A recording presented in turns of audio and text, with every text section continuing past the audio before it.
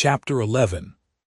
But deeds and language such as men do use, and persons such as comedy would choose, when she would show an image of the times, and sport with human follies, not with crimes. Ben Jonson. Lydgate, in fact, was already conscious of being fascinated by a woman strikingly different from Miss Brooke. He did not in the least suppose that he had lost his balance and fallen in love, but he had said of that particular woman, "She is grace itself. She is perfectly lovely and accomplished. That is what a woman ought to be. She ought to produce the effect of exquisite music." Plain women he regarded as he did the other severe facts of life, to be faced with philosophy and investigated by science. But Rosamond Vincy seemed to have the true melodic charm, and when a man has seen the woman whom he would have chosen if he had intended to marry speedily, his remaining a bachelor will usually depend on her resolution rather than on his. Lydgate believed that he should not marry for several years, not marry until he had trodden out a good clear path for himself away from the broad road which was quite ready-made. He had seen Miss Vincy above his horizon almost as long as it had taken Mr. Casaubon to become engaged and married, but this learned gentleman was possessed of a fortune.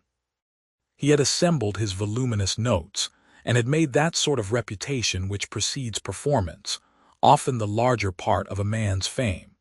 He took a wife, as we have seen, to adorn the remaining quadrant of his course, and be a little moon that would cause hardly a calculable perturbation. But Lydgate was young, poor, ambitious. He had his half-century before him instead of behind him, and he had come to Middlemarch bent on doing many things that were not directly fitted to make his fortune or even secure him a good income. To a man under such circumstances, taking a wife is something more than a question of adornment, however highly he may rate this, and Lydgate was disposed to give it the first place among wifely functions. To his taste, guided by a single conversation, here was the point on which Miss Brooke would be found wanting, notwithstanding her undeniable beauty. She did not look at things from the proper feminine angle. The society of such women was about as relaxing as going from your work to teach the second form, instead of reclining in a paradise with sweet laughs for bird notes and blue eyes for a heaven. Certainly nothing at present could seem much less important to Lydgate than the turn of Miss Brooke's mind, or to Miss Brooke than the qualities of the woman who had attracted this young surgeon. But anyone watching keenly the stealthy convergence of human lots sees a slow preparation of effects from one life on another, which tells like a calculated irony on the indifference or the frozen stare with which we look at our unintroduced neighbor. Destiny stands by sarcastic with our dramatis personae folded in her hand. Old provincial society had its share of this subtle movement. Had not only its striking downfalls, its brilliant young professional dandies who ended by living up an entry with a drab and 6 children for their establishment, but also those less marked vicissitudes which are constantly shifting the boundaries of social intercourse and begetting new consciousness of interdependence. Some slipped a little downward, some got higher footing. People denied aspirates, gained wealth, and fastidious gentlemen stood for boroughs. Some were caught in political currents, some in ecclesiastical, and perhaps found themselves surprisingly grouped in consequence. While a few personages or families that stood with rocky firmness amid all this fluctuation were slowly presenting new aspects in spite of solidity, and altering with the double change of self and beholder. Municipal town and rural parish gradually made fresh threads of connection, gradually, as the old stocking gave way to the savings bank, and the worship of the solar guinea became extinct. While squires and baronets and even lords who had once lived blamelessly afar from the civic mind gathered the faultiness of closer acquaintanceship. Settlers, too, came from distant counties, some with an alarming novelty of skill, others with an offensive advantage in cunning. In fact, much the same sort of movement and mixture went on in Old England as we find in older Herodotus, who also, in telling what had been, thought it well to take a woman's lot for his starting point. Though Io, as a maiden apparently beguiled by attractive merchandise, was the reverse of Miss Brooke, and in this respect perhaps bore more resemblance to Rosamond Vincy, who had excellent taste in costume, with that nymph-like figure and pure blondness which give the largest range to choice in the flow and color of drapery. But these things made only part of her charm. She was admitted to be the flower of Mrs. Lemon's school, the chief school in the county, where the teaching included all that was demanded in the accomplished female, even to extras, such as the getting in and out of a carriage. Mrs. Lemon herself had always held up Miss Vincy as an example. No pupil, she said, exceeded that young lady for mental acquisition and propriety of speech, while her musical execution was quite exceptional. We cannot help the way in which people speak of us, and probably if Mrs. Lemon had undertaken to describe Juliet or Imogen, these heroines would not have seemed poetical. The first vision of Rosamond would have been enough with most judges to dispel any prejudice excited by Mrs. Lemon's praise. Lydgate could not be long in Middlemarch without having that agreeable vision, or even without making the acquaintance of the Vincy family. For though Mr. Peacock, whose practice he had paid something to enter on, had not been their doctor, Mrs. Vincy not liking the lowering system adopted by him, he had many patients among their connections and acquaintances. For who of any consequence in Middlemarch was not connected or at least acquainted with the Vincys? They were old manufacturers, and had kept a good house for 3 generations, in which there had naturally been much intermarrying with neighbors more or less decidedly genteel. Mr. Vincy's sister had made a wealthy match in accepting Mr. Bulstrode, who, however, as a man not born in the town, and altogether of dimly known origin, was considered to have done well in uniting himself with a real Middlemarch family. On the other hand, Mr. Vincy had descended a little, having taken an innkeeper's daughter. But on this side, too, there was a cheering sense of money, for Mrs. Vincy's sister had been second wife to rich old Mr. Featherstone, and had died childless years ago, so that her nephews and nieces might be supposed to touch the affections of the widower. And it happened that Mr. Bulstrode and Mr. Featherstone, 2 of Peacock's most important patients, had, from different causes, given an especially good reception to his successor, who had raised some partisanship as well as discussion. Mr. Wrench, medical attendant to the Vincy family, very early had grounds for thinking lightly of Lydgate's professional discretion, and there was no report about him which was not retailed at the Vincys, where visitors were frequent. Mr. Vincy was more inclined to general good fellowship than to taking sides, but there was no need for him to be hasty in making any new man acquaintance. Rosamond silently wished that her father would invite Mr. Lydgate. She was tired of the faces and figures she had always been used to, the various irregular profiles and gaits and turns of phrase, distinguishing those Middlemarch young men whom she had known as boys. She had been at school with girls of higher position, whose brothers, she felt sure, it would have been possible for her to be more interested in than in these inevitable Middlemarch companions. But she would not have chosen to mention her wish to her father, and he, for his part, was in no hurry on the subject. An alderman about to be mayor must by and by enlarge his dinner parties, but at present there were plenty of guests at his well-spread table. That table often remained covered with the relics of the family breakfast long after Mr. Vincy had gone with his second son to the warehouse, and when Miss Morgan was already far on in morning lessons with the younger girls in the schoolroom. It awaited the family laggard, who found any sort of inconvenience, to others, less disagreeable than getting up when he was called. This was the case one morning of the October in which we have lately seen Mr. Casaubon visiting the Grange. And though the room was a little overheated with the fire, which had sent the spaniel panting to a remote corner, Rosamond, for some reason, continued to sit at her embroidery longer than usual, now and then giving herself a little shake, and laying her work on her knee to contemplate it with an air of hesitating weariness. Her mamma, who had returned from an excursion to the kitchen, sat on the other side of the small work table with an air of more entire placidity, until, the clock again giving notice that it was going to strike, she looked up from the lace mending which was occupying her plump fingers and rang the bell. "Knock at Mr. Fred's door again, Pritchard, and tell him it has struck 10:30. This was said without any change in the radiant good humor of Mrs. Vincey's face, in which 45 years had delved neither angles nor parallels. And pushing back her pink cap strings, she let her work rest on her lap, while she looked admiringly at her daughter.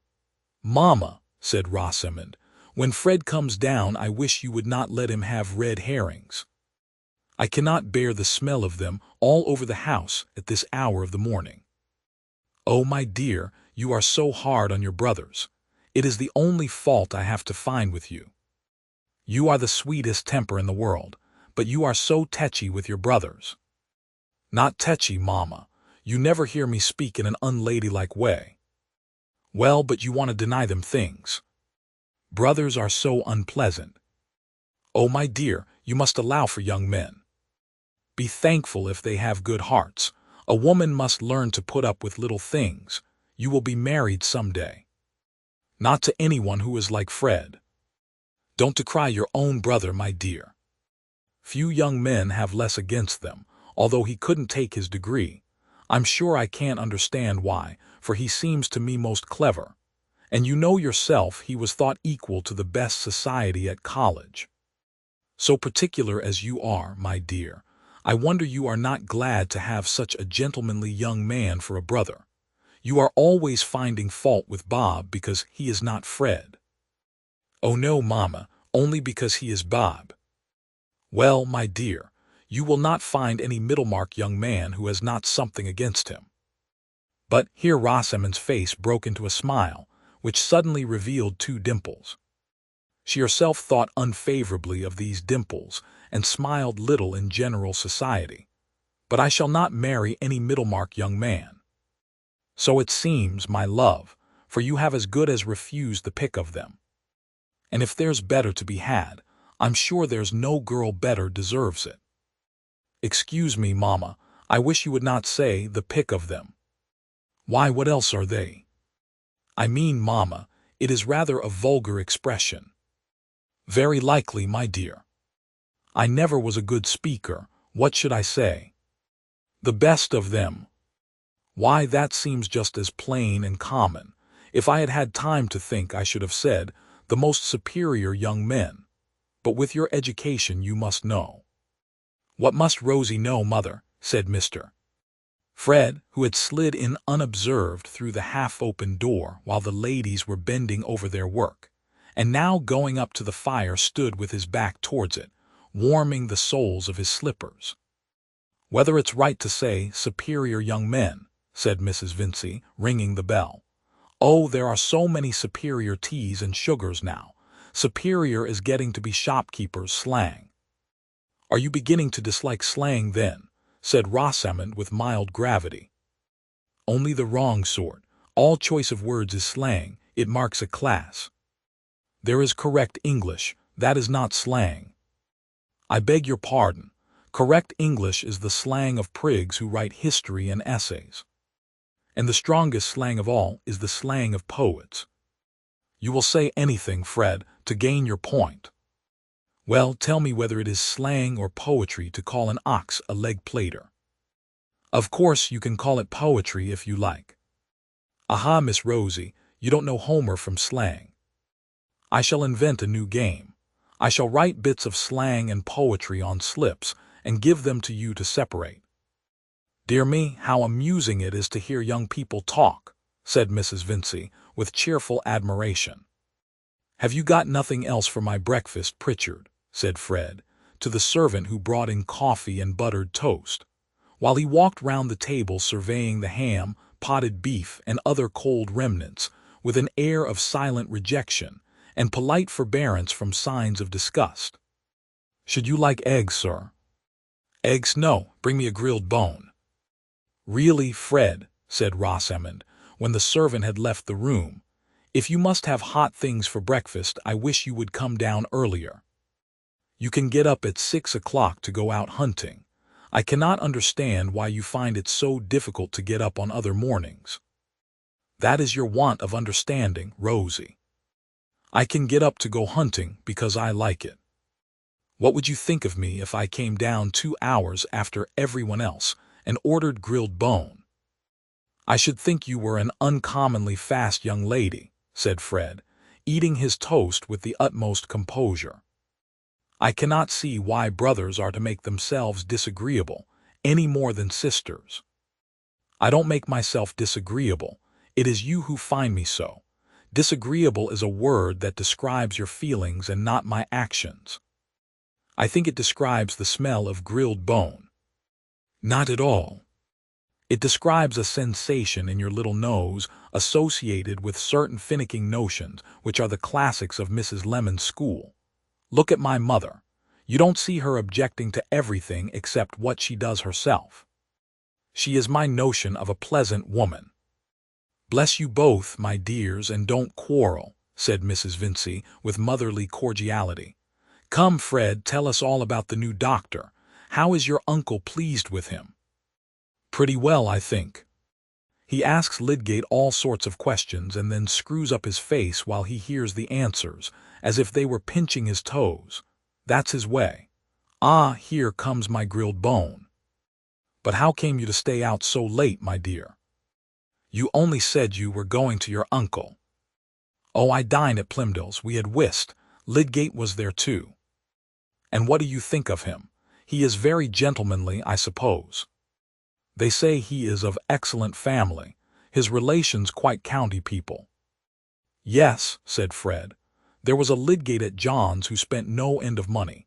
I find this man is a second cousin of his." "But rich men may have very poor devils for second cousins."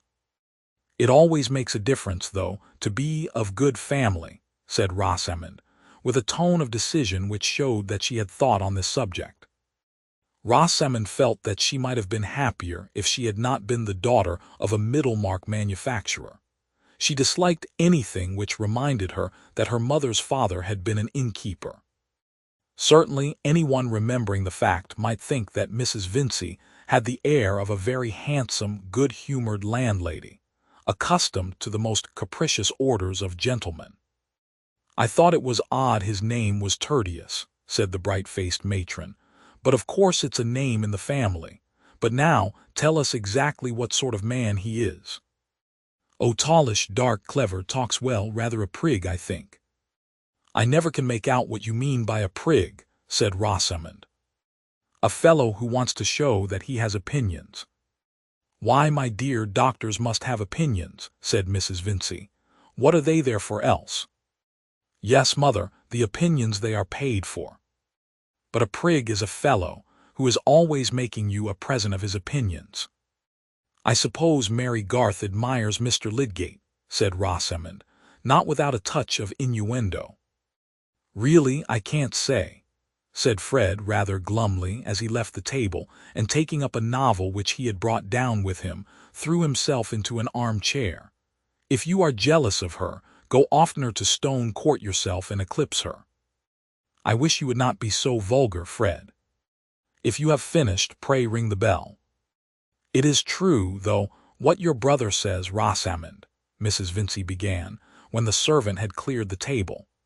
"It is 1,000 pities you haven't patience to go and see your uncle more, so proud of you as he is, and wanted you to live with him.